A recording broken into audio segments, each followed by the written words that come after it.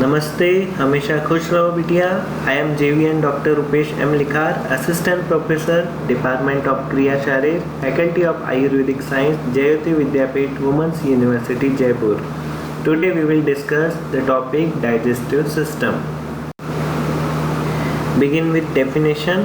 The process by which food is broken down into simple chemical substances that can be easily absorbed and used as nutrients by the body. Digestion is a mechanical and enzymatic breakdown of food into simple chemical compounds. Food substances must be broken into smaller particles so that they can be absorbed into blood and distributed to various parts of the body for utilization. All the consumed food substances are subjected to digestive process before being absorbed into blood and distributed to all tissue of the body.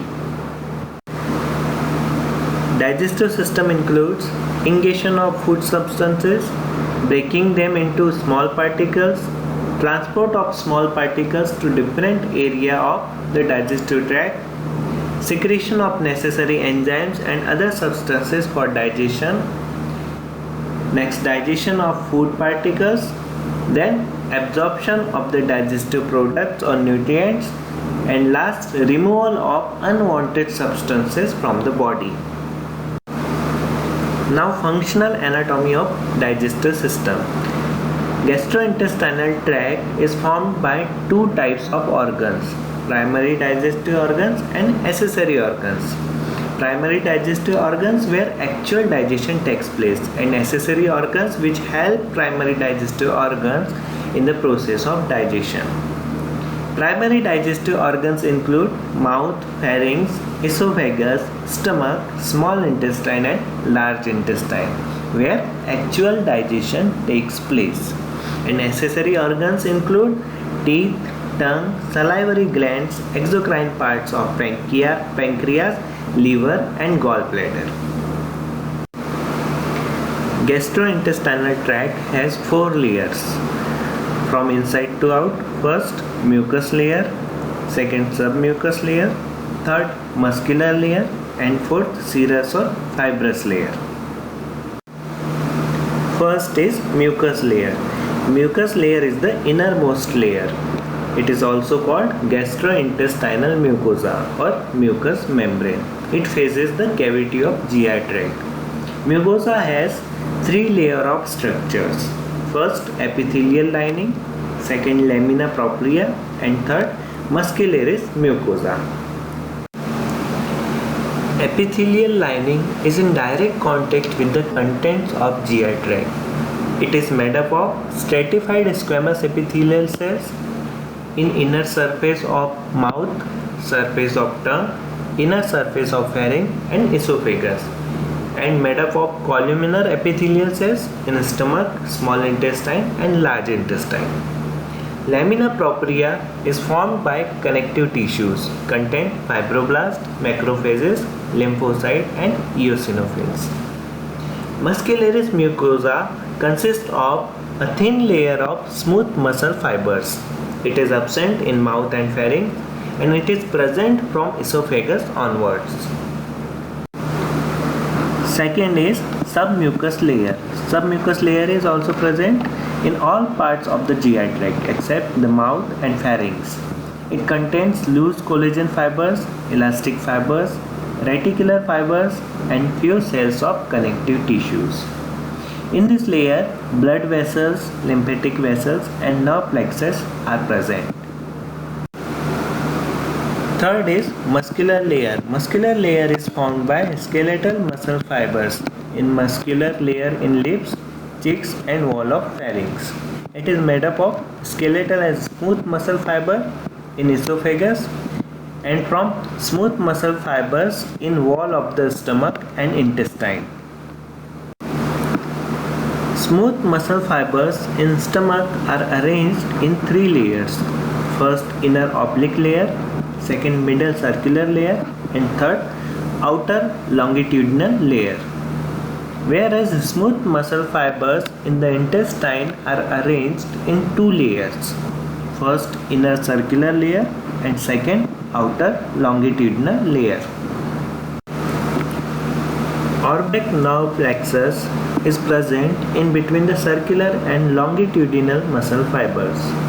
The smooth muscle fibers present in inner circular layer of anal canal constitute internal anal sphincter.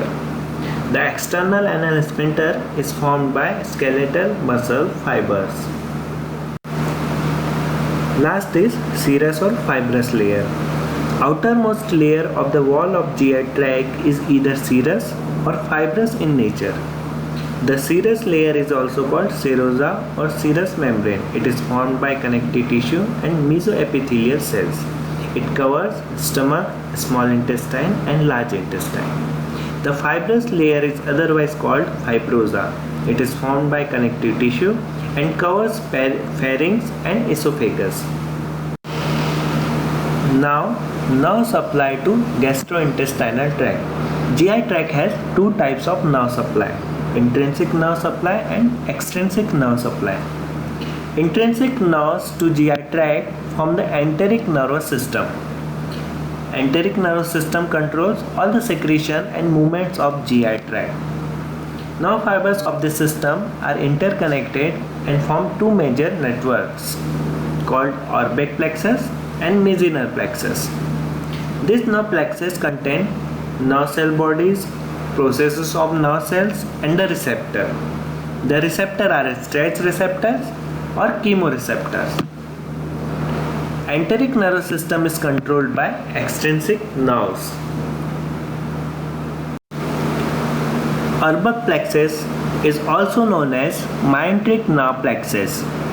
It is present in between the inner circular muscle layer and outer longitudinal muscle layer.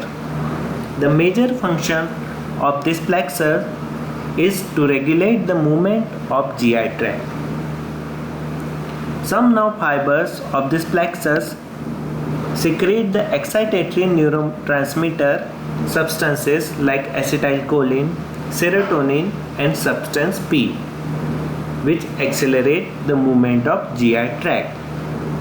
Other fibers of this plexus secrete the inhibitory neurotransmitter substances such as vasoactive intestinal polypeptide, neurotensin and enkephalin, and inhibit the GI motility. Meissner nerve plexus is also called submucous nerve plexus. It is situated in between the muscular layer and submucosal layer of GI tract. The main function of Meissner plexus is the regulation of secretory functions of GI tract. These nerve fibers cause constriction of blood vessels of the GI tract. Extrinsic nerve supply. Extrinsic nerves that control the enteric nervous system are from autonomic nervous system. Both sympathetic and parasympathetic divisions of autonomic nervous system innervate the GI tract. Smooth muscle fibers in stomach are arranged in three layers. First, inner oblique layer, second, middle circular layer, and third, outer longitudinal layer.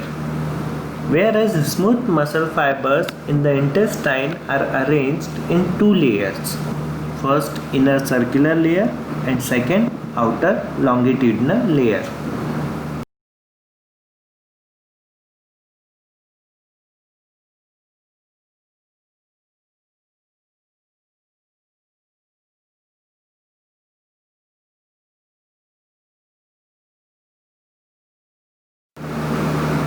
Parasympathetic nerve fibers. Parasympathetic nerve fibers to GI tract pass through some of the cranial nerves and sacral nerves. The preganglionic and postganglionic parasympathetic nerve fibers to mouth and salivary glands pass through facial and glossopharyngeal nerves. To esophagus, stomach and small intestine and upper part of large intestine pass through vagus nerve. And to lower part of large intestine arise from second, third and fourth sacral segments of spinal cord and pass through pelvic nerve. All these preganglionic parasympathetic nerve fibers synapse with the postganglionic nerve fiber cells in the myelin and submucous plexus. Parasympathetic nerve fibers accelerate the movements and increase the secretion of GI tract. The neurotransmitter secreted by the parasympathetic nerve fibers is acetylcholine. So here we end the topic organization of digestive system, in which we studied functional anatomy of digestive system, wall of gastrointestinal tract and nerve supply of gastrointestinal tract. This session is powered by digital version 2.0 Jayoti Vidyapeeth Women's University Jaipur. Hope you are satisfied with my digital session. If you have any query, please mention in the comment box. I will resolve it. Thank you.